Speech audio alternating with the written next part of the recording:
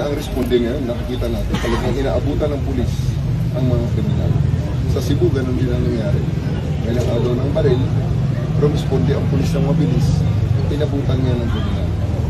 Isang nakakalungkot na balita din, incident ay napatay din ng kriminal ang ating pulis.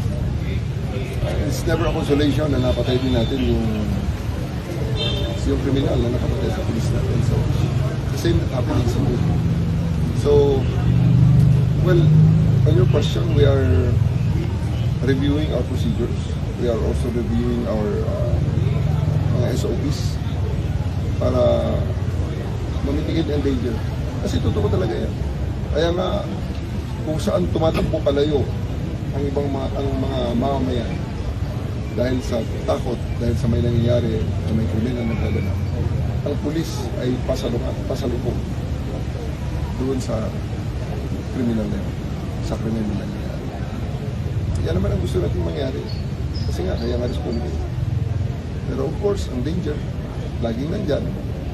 We recognize that. We are going to review our procedures, our equipment, kung makakatulong ba ang additional na armory ng ating mga tauhan or yung SOP on our post danger. But be that as it may, meron man yan. Isa lang talaga sigurado natin gustong emphasize dito.